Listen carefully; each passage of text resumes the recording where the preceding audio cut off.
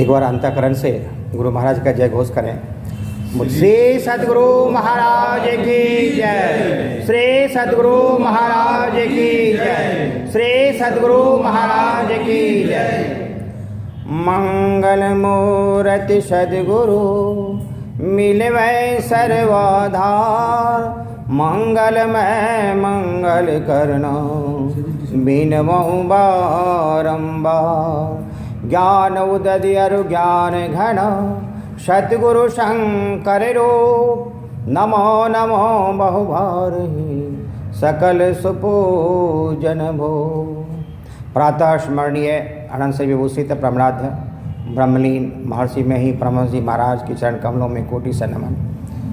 उनके मस्तिष्क स्वरूप महर्षि संसेवी जी महाराज के चरण कमलों में कोटि से नमन।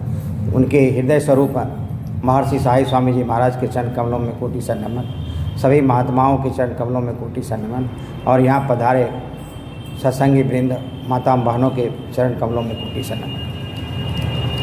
अभी बड़ा सुंदर पाठ हुआ जिसमें हम लोग सत्संग योग के बारे में का पाठ किए और उत्तम बाबू रामचरितमानस का पाठ किए और हमारे विमल बाबू गुरु महाराज के प्रवचनों का शब्दालोकन किए। और उनमें जो बात आई जो सत्संग योग में पहले हम बता रहे हैं कि उसमें है क्या कि हम अपने ध्यान गुरु महाराज जो बताए हैं कि ध्यान कहाँ करना चाहिए और ध्यान कैसे बनेगा। जैसे अभी उत्तम बाबू रामचरितमानस में पढ़े आया एक चौपाई आई कि गो गोचर जह लग मन जाई, सो जब माया जा नहीं भाई।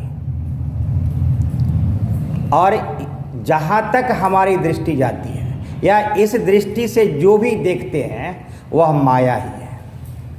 और जब हम इससे ऊपर जाएंगे यानी माया से हम अपने आप को हटा करके गुरु के बताए हुए जो साधन है, जो मानस जप मानस ध्यान और दृष्टि साधन है, उसमें अपने आप को एक लय कर लेंगे, तभी हमारा जो है जीवन सार्थक हो सकता है और ब्रह्म की प्राप्ति हो सकती है। और यहाँ जो हम लोग सत्संग में संतमत सत्संग में जो हम लोग आए हुए हैं, तो यह हमें एक रिचार्ज का काम करता है। और हमको लगता है कि अगर जैसे हम लोग साप्ताहिक सत्संग नहीं करते थे तो उससे पहले की भावना और जब साप्ताहिक सत्संग में आ रहे हैं उसके बाद की भावना में जरूर अंतर सबको मिलता होगा।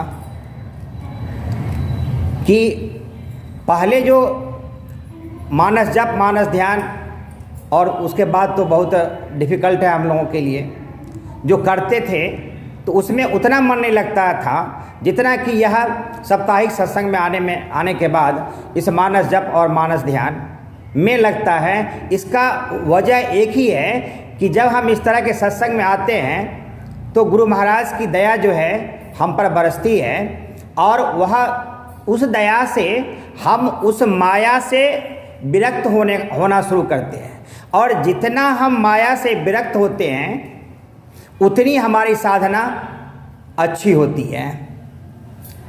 और हम लोग उस गुरु महाराज पर कितना विश्वास करना चाहिए।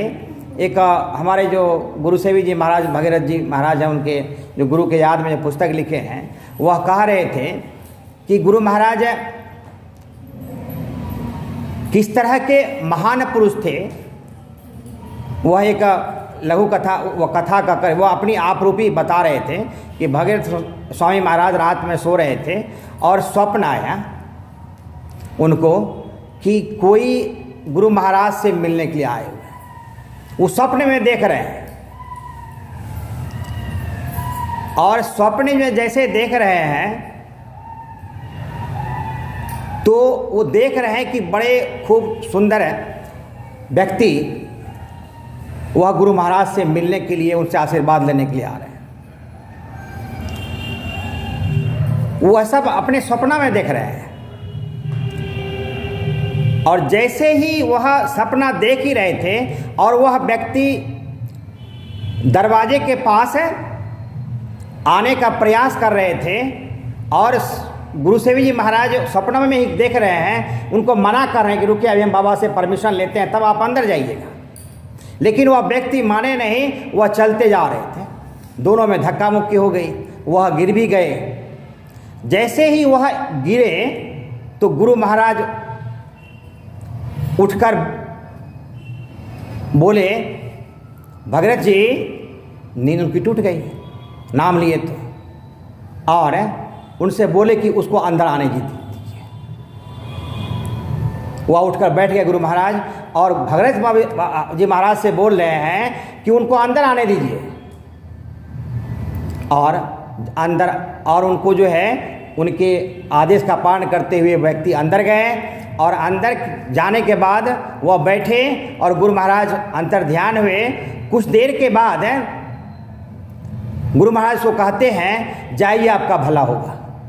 श्री सद्गुरु महाराज की जय। और वह व्यक्ति वहाँ से चले गए और यह उनकी सपना की अवस्था और देखिए वह जागृति की अवस्था, वह दोनों गुरु महाराज एक कर दिए और उनको साबित कर दिए कि गुरु महाराज हमारे कितने बड़े सिद्ध पुरुष थे।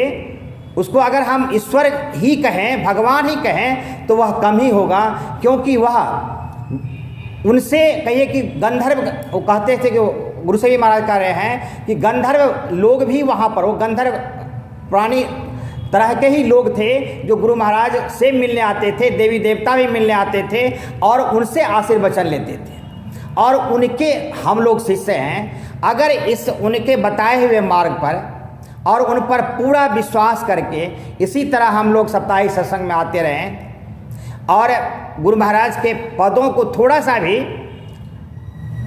अगर विश्वास करके करते रहें तो हम लोगों को का भी जीवन जो है वह इहलोक परलोक दोनों संवर जाएगा।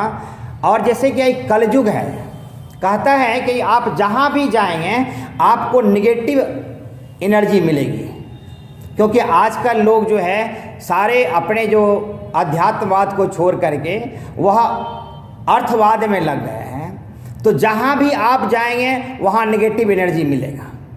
तो वहाँ पर अपने आप को बचाने के लिए यही इस तरह के सत्संग ही एक साधन है जो आपको काम, क्रोध, मद और लोभ से बचा सकता है। जितनी श्रद्धा से हम ध्यान अभ्यास, मानस जप, मानस ध्यान करेंगे, गुरु को अपने आप में समर्पित करेंगे, उतना ही क्रोध और उतना सब कुछ शांत होता जाएगा और हम निगेटिव एनर्जी को पॉजिटिव एनर्जी की तरफ कन्वर्ट करके हम अंतर साधना में हम अपने आप को अच्छा कर सकते हैं। और वह भी कहता कई वर्षों का गुरु महाराज की जब आशीर्वाद होता है तो हमें इस तरह का सत्संग और इस तरह के गुरु मिलते हैं। तो इस पर हम लोगों को पुनः जो है पूरा विश्वास से, मनोयोग से अपने आप को जो मानस जप है, मानस ध्यान है, दृष्टि साधन और सूरज सब जो बताए हुए हैं उसमें समय देना चाहिए और बड़ा अंतर मन ध्यान से उस पर अपने आप को साधना में लीन करना चाहिए। तो हमें भले इस जन्म में ना हो, कहीं ना कहीं हम लोग जो है वह ब्रह्म को प्राप्त कर सकते हैं और हम अपने जीवन को सार्थक बना सकते हैं। और गुरु महाराज से प्रार्थना करते हैं कि यहाँ जितने भी सत्संगी वृंद आए हुए हैं, जिस धारणा से आए हुए हैं, जिस सिद्धि से आए हुए हैं, जिस जो चीज़ मन में रख के आए हुए हैं, गुरु महाराज उनकी मनोकामना, उनकी सिद्धि को पूरा करें और अपने आशीर्वचन से उनको सुखमय जीवन बिताने का अवसर प्राप्त करें और हमेशा आशीर्वचन बनाए रखें। ये इन्हीं शब्दों के साथ मैं अपने वक्तव्य को विराम देता हूँ। और बोलिए एक बार प्रेम से श्री सद्गुरु महाराज की जय, श्री सद्गुरु महाराज की जय।